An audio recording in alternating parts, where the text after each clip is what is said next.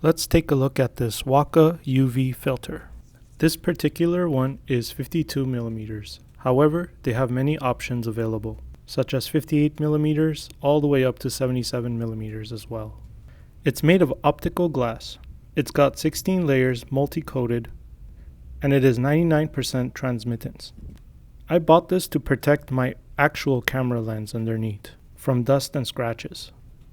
This one is ultra slim and it goes perfectly with my action camera. Let me go ahead and wipe my camera and install the lens.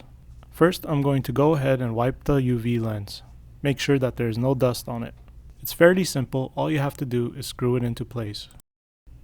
Apart from its premium quality, what I also like about this lens is that it is extra slim and keeping my camera as portable as possible.